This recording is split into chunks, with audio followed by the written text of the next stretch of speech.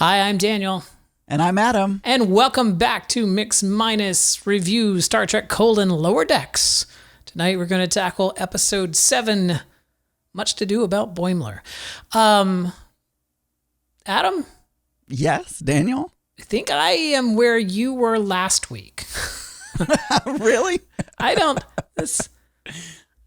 didn't hate this episode, but I kind of felt like none of the storylines were really anything that interested me and didn't seem to advance. I don't know.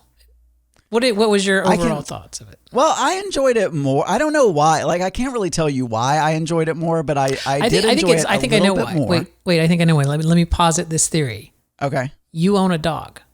I do. Yeah, I do own a dog. We own cats. Now, I've owned dogs before, and I love dogs, so I can't imagine that it would be that. But So you're saying if they had a mutant laser shooting cat? I thought the cat thing. I thought the dog thing was funny. I think the funniest dog bit to me was when it turned into a cube and started rolling in front of Boimler, and they just didn't even pay attention to it. I don't know. I liked it when its head went backwards and then I don't even know, its neck turned into this worm thing. I mean, that was really became a spider gross, and started crawling up the wall. Yeah, exactly. Yeah. No, all right. So let's dissect this a little bit. So in that particular storyline, maybe there were 3 storylines this week. I feel like the captain being sent away on the secret mission really isn't even a storyline, other than it just sets the stage. Now, were they making fun of something there? Because the secret mission was they had to plant, we're gonna plant trees. They may have to plant a tree at any moment. And it was we may not even plant a tree. Well, if you think about it, I think it was making fun of, those kind of little side missions that were supposed to be really important, but they were never really important. Like, why exactly in Next Generation did they need to send Picard and Worf and Crusher into the Borg cube? It's just which later ended up, the Enterprise having to save them or whatever. It was just a MacGuffin to set up the episode, right? So.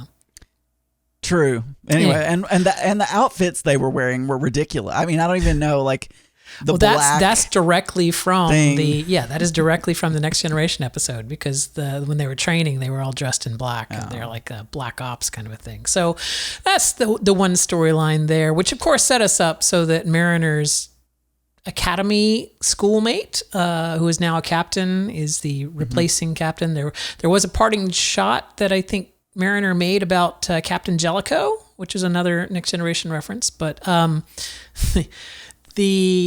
roommate used to be, her former roommate is now a captain. And what did you think of that whole storyline? Well, it really made me think, gosh, okay, her roommate in college, whatever, Starfleet. Yeah, sure. Well, yeah.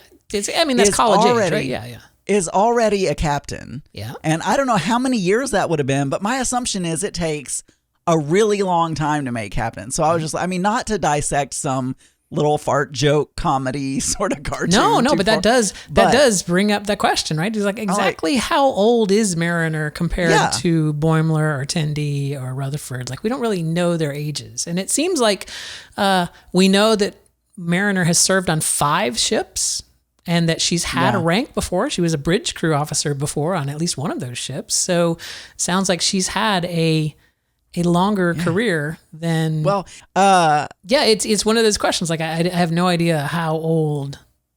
Yeah, I don't know, but that was the first thing that kind of stuck out to me is okay. Yeah. I assumed that they were all similar ages to Boimler and the other ones, but now her roommate is now a captain, and I would assume that takes, I don't know. I've never really thought about how long I think it would take to become a captain, but it can't be fast. There's only so many ships.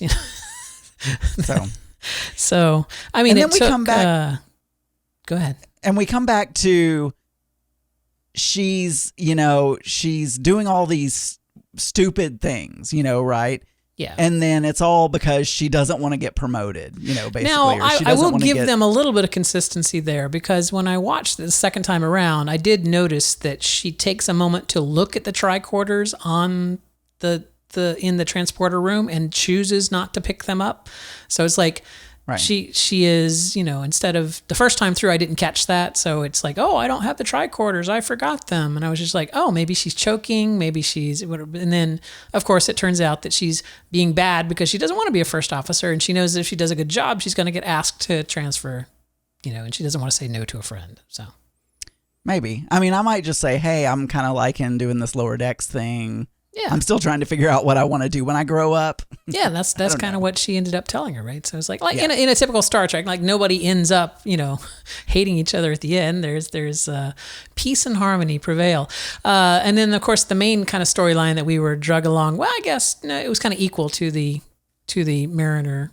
But we had Tendi and Boimler, who were going off to the farm, the Section 14 farm, which is where they send any kind of medical mishaps. Right.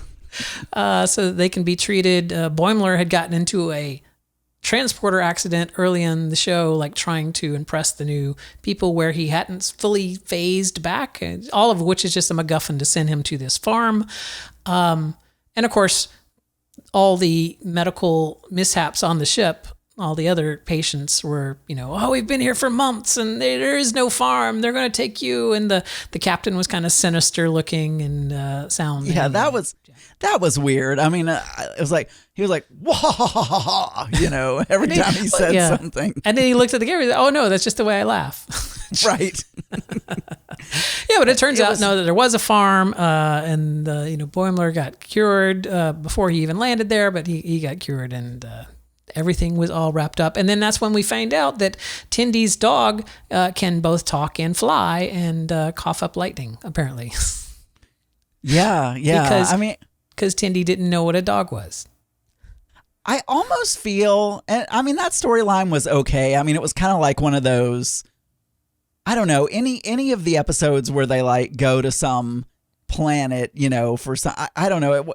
I know the medical malady thing. I don't really recall any Star Trek episodes quite like that. I can think of like Risa, which is like the pleasure planet, and there's some other planets like that, but I don't recall any medical stuff. But I feel like the main storyline, though, is probably the Mariner one, because I feel like she's kind of the one that we want to see progress in some way. And maybe that's probably why.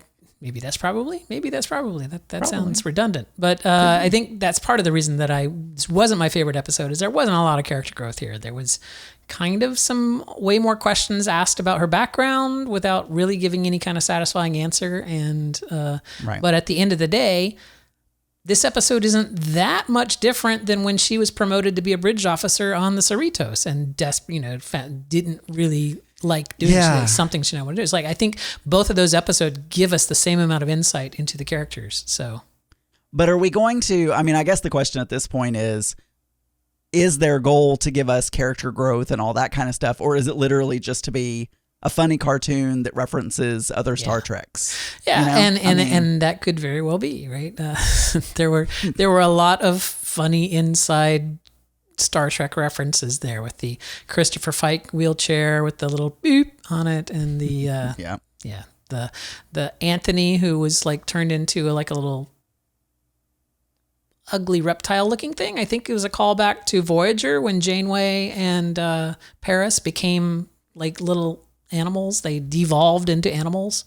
I don't even remember that one. I need to go back and watch Voyager. Yeah, you don't again. want to remember that episode. It turned, Paris actually fathered a bunch of Janeway's children when they were in bug form. It's a really weird episode that a lot of people have a lot of problems with. The only thing I remember when you say that is the Chakotay spirit guide. Yes, and they dropped that a lizard really quickly or something. Too. Yes, they dropped that very quickly because not only because it didn't really go anywhere in the story, but also it was very problematic that you were playing this Native American character portrayed by an actor who has no Native American history or roots whatsoever. So you're basically whitewashing someone's culture and then calling them spirit animals and doing all kind of mystical stuff around it. So I thought the fish. So there were two different fish. I'm going to reference this episode again because I guess it's the only one that stands out in my mind. But the fish in the planet where they were, the Mariner story where they were purifying the water filtration system or whatever. Yes. Those fish people reminded me of those fish people on Next Generation that I talked about in one of our previous episodes where they were transporting them. Maybe they are. And apparently they have a monarchy because they had a king. So, all right. Well, I think we've killed this episode as much as we possibly can. So that was episode 7, right? Yeah. So we got 3 more episodes here before this season ends. For Mariner to have all her character growth. That's right. For the next 3 episodes. So come on, take some growth hormone there, Mariner. Just as a side note, I know that you recently watched The Boys on Amazon. Yep. Mm-hmm. You are aware that the person who voices Boimler is the guy from The Boys. The nerdy guy Huey, who's like Huey no, from I didn't know The Boys. That is Boimler. That is the person who voices Brad Boimler. It's like I was rewatching an episode of The Boys the other day, and I'm like, it really does sound like Boimler once you know that. It's like now you can really hear it. Well, they're stupidly releasing episodes once a week. For The Boys. So when I watch the next episode, I don't know if that's stupid or not. I mean, I don't understand it because you don't pay for Amazon monthly, right? You pay for Amazon Prime yearly. So it's like, why do you need to keep me another? Like, if it was Netflix that I pay for monthly, that makes total sense, right? You want to keep me subscribing past the next month, but it's like I've already paid Amazon for the year. So why exactly are you doing this? Yeah, I don't know. Stupidly, as in I don't enjoy it. Well, there you go. That is the definition. The definition of stupidly, things that Adam does not enjoy. All right. Well, then how about we meet back here next week and we'll talk about episode 8 of Star Trek: Lower Decks. Of course, if you want to catch us during our normal podcast, where would they do that, Adam? Pride48.com on Friday evenings at 10 p.m. Eastern. 10 p.m. Eastern. We stream live. Of course, you can listen to our podcast anytime at mix-podcast.com or just look for Mix Minus anywhere that fine podcasts are served. All right. Until next week. Goodbye.